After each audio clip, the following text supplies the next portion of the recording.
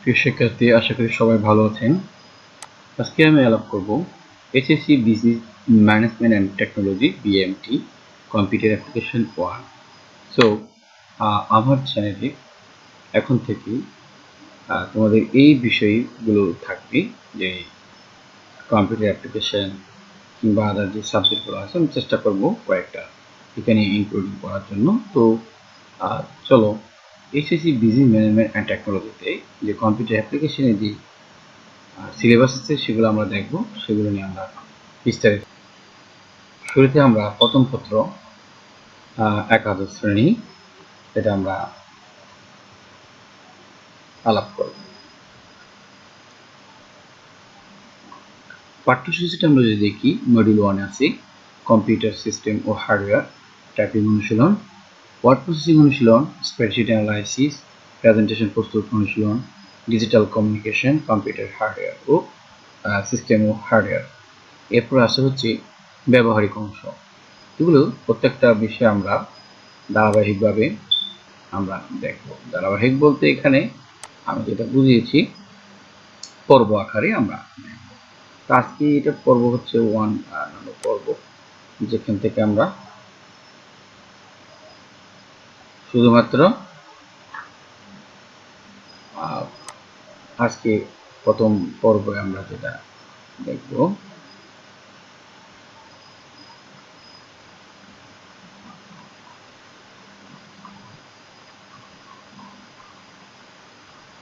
আচ্ছা, এগুলো হচ্ছে কন্টেন্ট। আমরা প্রথম পর্ব গুলো আমরা দেখব এখানে।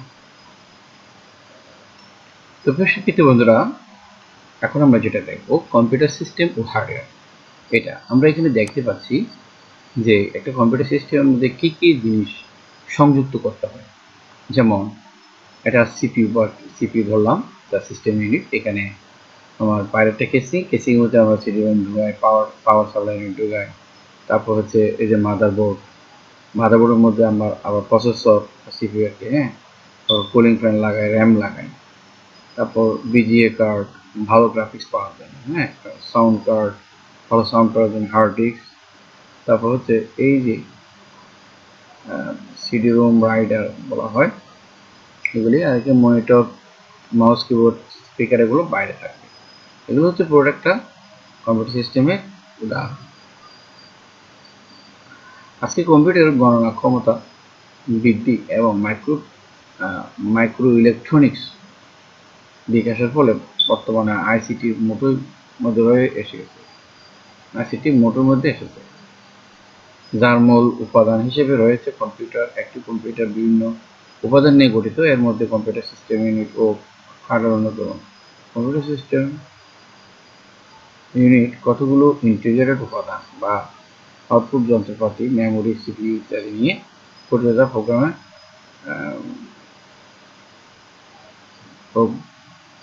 প্রোগ্রামে লিখিত নির্দেশাবলী পালন করে। অপরদিকে কম্পিউটারের বাহ্যিক অবকাঠামো ও বাহ্যিক আকৃতি সম্পূর্ণ সকল যন্ত্রাংশ ডিভাইসসমূহকে হার্ডওয়্যার দেয়। হার্ডওয়্যার এবং সফটওয়্যার কি? হার্ডওয়্যার হচ্ছে আসলে যদি পারিভাষিক ভাষায় বোঝাই, মানে যেটা শক্ত বা কঠিন। সফটওয়্যার মানে হচ্ছে নরম, ঠিক আছে? কিন্তু এখানে আমাদেরকে হচ্ছে হার্ডওয়্যার হচ্ছে কম্পিউটার যাবতীয় যন্ত্রাংশগুলো হচ্ছে হার্ডওয়্যার, আর সফটওয়্যার হচ্ছে হার্ডওয়্যারকে পরিচালনা করতে বা কোনো নির্দিষ্ট নিয়ম নীতি মেনে চলে যেই মানে প্রোগ্রাম করা হয় আর কি, এটা হচ্ছে সফটওয়্যার। আচ্ছা, তো এখান থেকে আমরা কি কি শিখতে পারবো? উইন্ডোজ অপারেটিং সিস্টেম ইনস্টল করতে পারবো, কম্পিউটার অ্যাপ্লিকেশন সফটওয়্যার ইনস্টল করতে পারবো, কম্পিউটারের সাথে প্রিন্টার সংযোগ করতে পারবো, printer driver installation document print করতে পারবো, কম্পিউটার সাথে স্ক্যানার সংযোগ, স্ক্যানার ড্রাইভার ইনস্টল করে ডকুমেন্ট স্ক্যান করতে পারবো। দেখছো এখানে কি কি জিনিস আমরা করতে পারবো।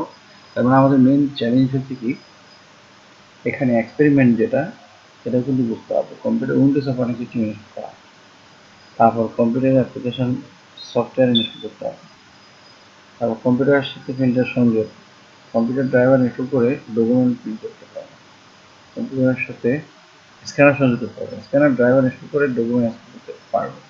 এগুলো হচ্ছে আমাদের এক্সপেক্টেড যে কনসেপ্ট। আচ্ছা, এর মধ্যে 1.1 হচ্ছে কম্পিউটার সিস্টেম ইউনিট, আমরা একটু দেখি। কম্পিউটার সিস্টেম ইউনিটের মধ্যে আমাদের কি কি থাকে? সিপিইউ থাকবে এখানে, তারপর স্পিকার আছে, পিছন দিয়ে স্পিকার, তারপর একটা মনিটর আছে,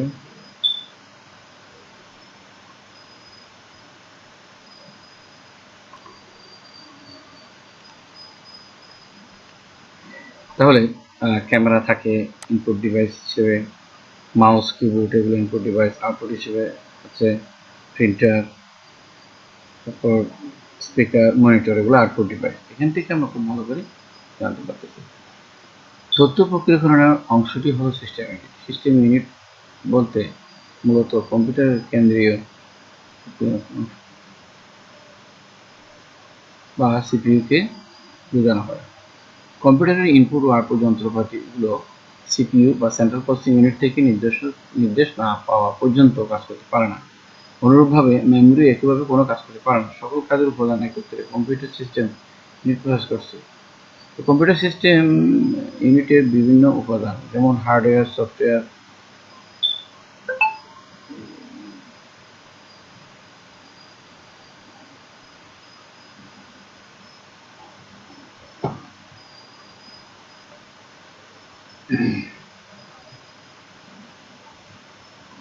সো কম্পিউটার সিস্টেমের বিভিন্ন উপাদান যেমন হার্ডওয়্যার, সফটওয়্যার, ফার্মওয়্যার এবং হিম্যানওয়্যারের সমন্বয়ে তথ্য প্রক্রিয়াকরণ বিভিন্ন কার্য সম্পাদন করা হচ্ছে। এবং ফার্মওয়্যারটা কি এটা অনেকে বোঝে না।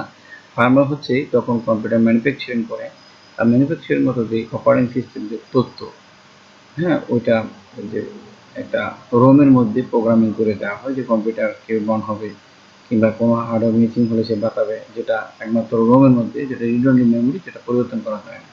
তাই সিস্টেম ইউনিটের উপর বিভিন্ন উপাদান সম্পর্কে আমরা এর আরও বিশেষভাবে জানবো।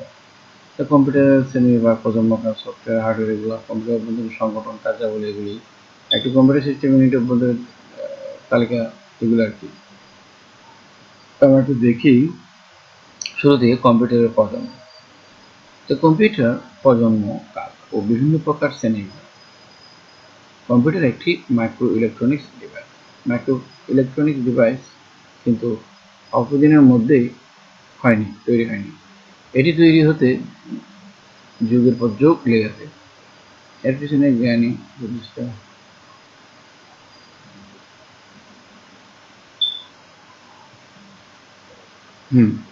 তো বিভিন্ন ধরনের ডিজাইন করা হয়েছে, কম্পিউটার ডিজাইন করা হয়েছে।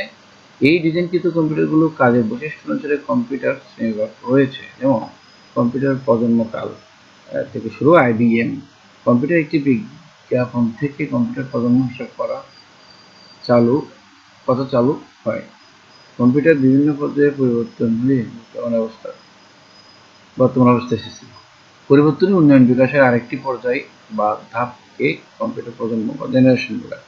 যেমন প্রথম জেনারেশন কি তৈরি করা হয়েছে? ভ্যাকুয়াম টিপ ছিল প্রথম জেনারেশনে, ভ্যাকুয়াম টিপ ছিল। তো আমরা শুরুর দিকে যদি দেখি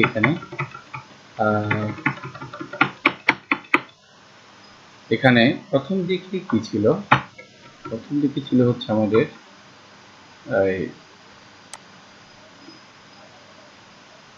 কিসের যুগ ছিল প্রথম দিকে, সেটা আমরা এই যে আমাদের প্রথম দিকে ছিল হচ্ছে ভ্যাকুয়ামের যুগ। ভ্যাকুয়াম টিউব ছিল, ইলেকট্রনিক্স শুরু করার আগে এগুলির মাধ্যমে প্রথমত বিভিন্ন যন্ত্রপাতি তৈরি করা হতো। এগুলি হচ্ছে ভ্যাকুয়াম টিউব, যেটা ইলেকট্রনিক ভ্যাকুয়াম টিউব। তাহলে আমরা যে বিষয়টা এখানে দেখাচ্ছিলাম সেটা হচ্ছে এই যে ভ্যাকুয়াম টিউব, এরপর হচ্ছে রিলে আসছে, ট্রানজিস্টর, ইন্টিগ্রেটেড সার্কিট, তারপর মাইক্রোপ্রসেসর আসছে, এরপর হচ্ছে পার্সোনাল কম্পিউটার আসছে বিভিন্ন সালে, বিভিন্ন এগুলো যেমন 1975 কেম, 1976 অ্যাপল কম্পিউটার, 1979 ডিজিটাল আছে, 1981 হচ্ছে আইবিএম, 1982 গ্রাফিক্যাল ইউজার ইন্টারফেস। ঠিক আছে, তো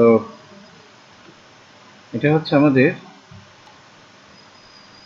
সো এখানে কম্পিউটারের প্রজন্ম বলতে এখানে 1951 থেকে 1959 সাল পর্যন্ত সময়কালকে কম্পিউটারের প্রজন্ম বলা হয়। প্রথম প্রজন্মের কম্পিউটারগুলোতে ভ্যাকুয়াম টিউব ব্যবহার করা হতো, অসংখ্য ডায়োড, তারপর হচ্ছে ট্রায়োড, ভালভ, রেজিস্টর, ক্যাপাসিটর ইত্যাদি তৈরি হতো বলে প্রথম প্রজন্মের কম্পিউটারের আকৃতি ছিল বড় এবং স্বল্প গতিসম্পন্ন। এ প্রজন্মের কম্পিউটারের খরচ বেশি হতো এবং প্রচুর তাপ উৎপন্ন করতে ফলে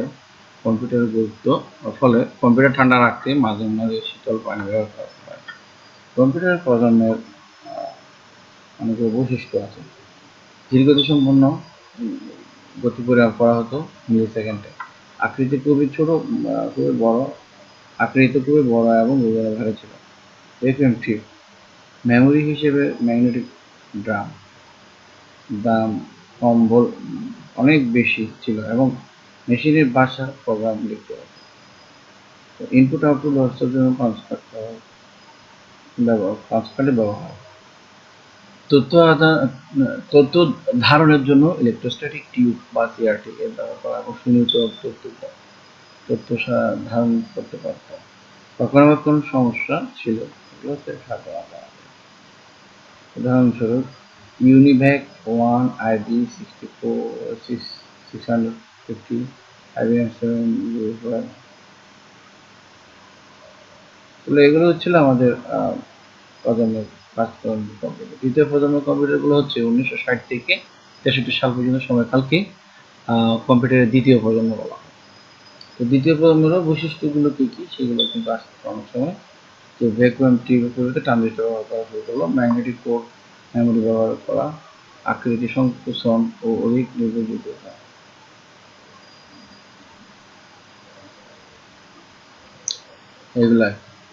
এগুলোর সময় আসছে যেটা হচ্ছে IBM 1401, CDC 1604।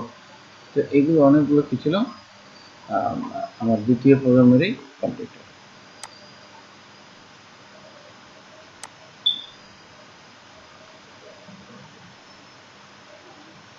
এবার হচ্ছে আমাদের তৃতীয় প্রজন্ম computer, third generation of computer. 1964 সাল থেকে 70 সাল পর্যন্ত সময়কে কম্পিউটারের তৃতীয় প্রজন্ম বলে। রবার্ট নোইসি এবং জ্যাক কিলবি বড় সার্কিট ক্ষুদ্র করার জন্য আইসি তৈরি করে।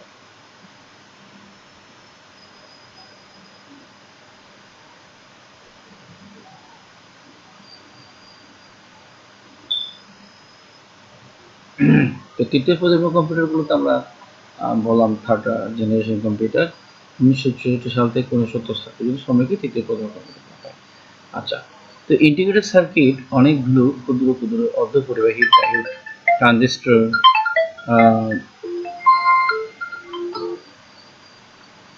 এবং অন্যান্য ইলেকট্রনিক যন্ত্রের সমন্বয়ে গঠিত। ফলে তৃতীয় প্রজন্মের কম্পিউটার আইসি ব্যবহার শুরু করে।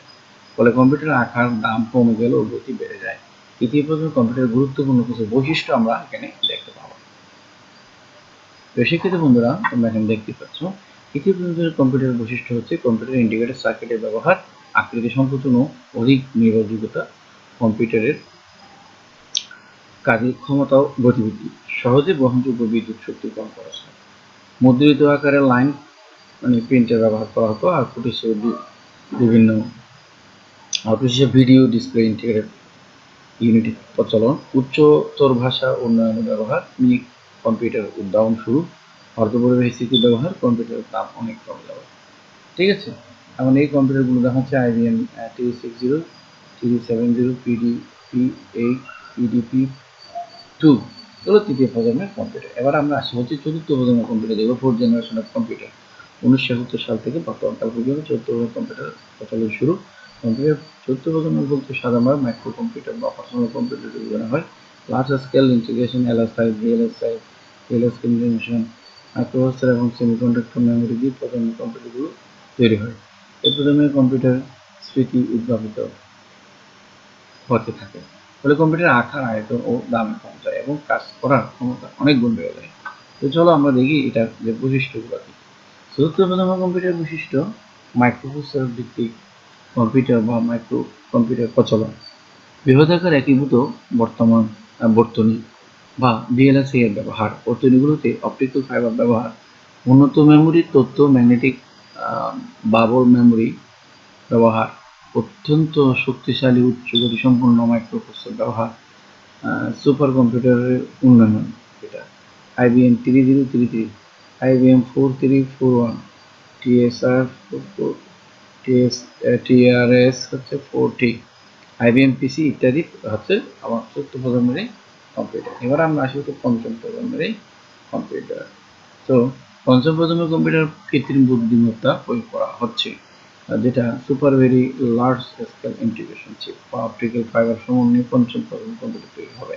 শক্তিশালী প্রসেসরেরও অনেক বেশি তথ্য ধারণ ক্ষমতা সম্পূর্ণ মেমোরি ব্যবহারের জন্য সাহায্য করে। মানুষের কণ্ঠস্বর শনাক্ত করে দক্ষতা ও কণ্ঠ দেওয়া নির্দেশ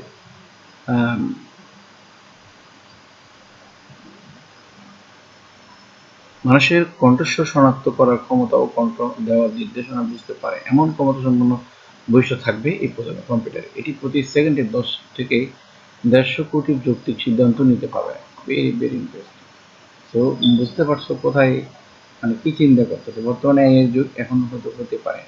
পঞ্চম প্রজন্মের কম্পিউটারের বৈশিষ্ট্য কৃত্রিম বুদ্ধিমত্তা ব্যবহার এবং যোগাযোগ করার জন্য অপটিক্যাল ফাইবার ব্যবহার, তথ্য ধারণ ক্ষমতা ব্যাপক উন্নতি, অনেকগুলো মাইক্রোপ্রসেসর বিশিষ্ট বা ইন্টিগ্রেটেড আইসি, মানুষের কণ্ঠস্বর শনাক্ত করার ক্ষমতা, অধিক শক্তি সম্পন্ন সুপার কম্পিউটার উন্নয়ন, চৌম্বক স্থিতি ব্যবহার, ছোট ভাষা প্রোগ্রাম সামগ্রী তৈরি। এই হচ্ছে পঞ্চম প্রজন্মের কম্পিউটারের বৈশিষ্ট্য। আবার এখানে কাজ দিচ্ছি, সেটা হচ্ছে যে নিজে করো। কম্পিউটারে বিভিন্ন প্রজন্মে ব্যবহৃত বৈজ্ঞানিক ইলেকট্রনিক যুক্তির নাম এখানে লেখা। প্রথম প্রজন্ম ছিল B20, দ্বিতীয় প্রজন্মটি ছিল ট্রানজিস্টর, তৃতীয় আইসি, চতুর্থ প্রজন্ম ভিএলএসআই এবং পঞ্চম প্রজন্ম ভিএলএসআই থেকে আপডেট।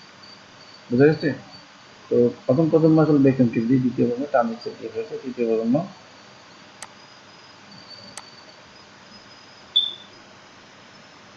ট্রানজিস্টর, চতুর্থ প্রজন্ম হচ্ছে এলএসআই বা লার্জ স্কেল ইন্টিগ্রেশন এবং ভিএলএসআই বা লার্জ স্কেল ইন্টিগ্রেশন। এবার আমরা প্রাথমিকভাবে দেখব কম্পিউটারের শ্রেণীবিন্যাস, ক্লাসিফিকেশন অফ কম্পিউটার। বিভিন্ন কাজে ব্যবহৃত কম্পিউটারগুলিকে বিভিন্ন ভাগে ভাগ করা যায়, যেমন প্রয়োগ ক্ষেত্রের ভিত্তি করে, কাজের ধরন ও প্রক্রিয়ার ভিত্তিতে এবং আকার আকৃতি ক্ষমতার ভিত্তিতে কম্পিউটার প্রকারভেদ। আমরা একটু দেখবো শুধুমাত্র প্রয়োগ ক্ষেত্রে কম্পিউটার, সাধারণ কম্পিউটার, বিশেষ কম্পিউটার, এটা কাজের ধরন ও প্রক্রিয়ার ক্ষেত্রে computer, analogue, digital, hybrid computer, server, digital computer, micro computer, mini computer, mainframe computer, super computer, এটা প্রকারভেদ আমরা আজকে দেখলাম এইটুকু পর্যন্ত। ঠিক আছে, পরবর্তী তোমাদের জন্য বিস্তারিত আমি আলোচনা করব। আজকে এই পর্যন্ত। সকলে ভালো থাকবে, সুস্থ থাকবে। এরকম ভিডিও পেতে আমার চ্যানেল সাবস্ক্রাইব করে রাখো। প্রতিদিন তোমাদের এই ধরনের ভিডিও সুন্দর সুন্দর এবং অ্যাপ্লিকেশন আকারে আমি তোমাদেরকে দেখাবো। সবাই ভালো থাকবে, সুস্থ থাকবে। আল্লাহ হাফিজ, সালাম আলাইকুম।